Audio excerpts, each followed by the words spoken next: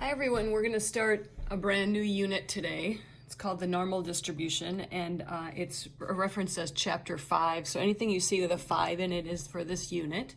Hopefully you were able to get all the worksheets for homework and the notes, and I'm hoping that you have these notes in front of you right now while I'm going over them. I think that would be helpful. The first 3 assignments in this unit will be kind of from this lecture, so pay attention and follow along, and then at the end I'll even probably do a couple homework problems with you, just so you can kind of get a head start. Once you kind of get the idea, they're all kind of the same. First I wanted to talk about a little bit about notation. So the normal distribution is just basically a bell curve. You're familiar with bell curves, I'm sure.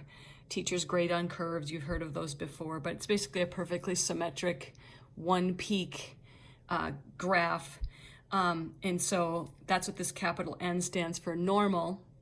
And we use just 2 numbers to describe the normal distribution. We use the mean and standard deviation. So we have these really weird symbols. If you see these, this just stands for mean and this stands for standard deviation, just like always. And then I want to just do a little in general first. You know, we've been talking a lot about samples. Back when we talked about data, we've talked about the mean and standard deviation. But if a sample is just taken from a full population, we usually call the mean mu and the standard deviation sigma instead. But they're interchangeable, and that's more just a little bit of a theory. So normal curve is bell-shaped. A couple things about a picture like this. It kind of looks like a face, doesn't it? The mean is the tallest spot on the curve, and the mean actually equals the median because it's perfectly symmetric. Although we don't really talk about the median, they are in the same place. So this is the mean. I usually draw like a solid line here where the mean is. The standard deviation, remember, is just about how far things are spread apart. So this distance from the middle to about halfway down the curve is called sigma. And that's just how far the curve is spread apart, and it goes both ways, below and above. And so if I was going to sketch a couple bell curves with some numbers, here's a bell curve with a mean of 20 and a deviation of 5. So I draw a little bell. You're going to draw lots of bell curves. Here's my middle, 20. And then if I go 5 out, and I'm just approximating, but it's about halfway down the curve. So 20 plus 5 more is 25. 20 take away 5 is 15. And that's just going 1 deviation down to 1 deviation up. And it's kind of spread out because the standard deviation is 5. If I drew that same curve with the same mean of 20, but the deviation was only 2, that would be a little skinnier. Things are less spread out if the standard deviation is smaller. And so if this is 20, I'd go up 2 to go 22 and go down to 18. So there's this big rule we're going to be working with for the next 3 days or so. It's called the empirical rule, or often we'll just call it the 68, 95, 99.7 rule. It's kind of weird, but it's just named after its percentages. So any bell curve, no matter what size it is, 68% of the data underneath that curve is plus or minus 1 standard deviation from the mean. So that just means, like in this particular example, 60, if I think of 100% as being under the whole curve, then what it's saying is 68% of the curve is right there, 1 deviation up to 1 deviation down. And then if I went 2 deviations, it stands for 2 deviations from the mean, like maybe here and here, that's going to be 95% of the bell curve. And if I go 3 deviations plus or minus from the mean, that's 99.7% of the data. So most things in life are 1 to 2 deviations from average. If you're 3 or 4 deviations from average, you can see that you are very unusual and abnormal. For example, with me, I have a high cholesterol count and my standard deviation is well over 3 deviations from the mean. That means that's very unusual. So if you go to the next page of your notes, or maybe it's on the back, I think it's on the back side, you're going to have this giant bell curve. And this giant bell curve is going to be super important for the next 3 days. You're going to basically just be drawing bell curves and matching your bell curve to the standard bell curve. And so there's all these percents in here. So if you're wondering where they all came from, and I know yours is not in color, this one is, which maybe would be helpful. So first of all, again, the notation, the mean is just that cursive mu. This means the mean plus 1 deviation. This means the mean minus 1 deviation. Those aren't sixes, those are sigmas. This is 2 deviations, 3 deviations, and this is down 3 and 2 as you're going through. So if I just told you in that empirical rule that 68% of the data is between 1 deviation down to 1 deviation up, I've done that with this purple arrow here, 68%. And then since it's perfectly symmetric, that means that this section here is 34%, and this section here is 34%. I just split that 68 in half. And then we said if we go 2 deviations down, that's 95% of my data of the curve. So if I do 95, take away the 68 and cut it in half, that's where I'm getting that 13.5. You're not going to have to know how to get those numbers. You're just going to be using them, but I'm just showing you where I got them. If I go 3 deviations out, that's supposed to be 99.7% of my curve. So if I do 99.7 minus 95 split in half, that's 2.35% in those little sections. And then finally, the little teeny tails out here, if it's 99.7 up and down, that leaves 0.3% left if you cut it in half. That's 0.15% in the tails. Okay. Percentiles are from the left always to a certain spot. And so actually, I'm going to skip this part for now and go back down to here, and I'll come back to that. I'm sorry, I apologize. So here's my example. These are the kind of problems you're going to end up doing. I made up an example here where IQs are normally distributed. Remember, this is the mean 80. This is the deviation 10. So if I'm going to sketch that bell curve, I'm going to do this nice dark line where 80 is. There's the mean. And then it doesn't need to be to scale, but I go up 10, up 10, up 10 3 times, down 10, down 10, down 10 3 times. Once I've drawn that curve, what I'm going to do is I'm going to match my curve to the big curve to answer the question. So for example, this one says, what percent have IQs over 110? Okay, 110 is from the mean, 1, 2, 3 above, and we're talking about to the right of that.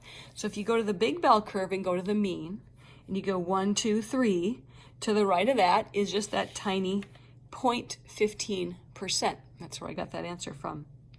If I said, what percent have IQs under 70, according to this, is 1 deviation to the left, and I want everything on that side of it.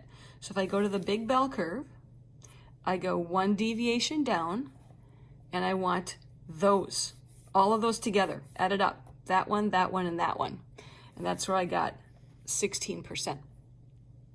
If I wanted to do one that was between, this one's already kind of colored, but between 60 and 90, okay, so here's 60 on my bell curve all the way up to 90. Okay, I want those sections, all right?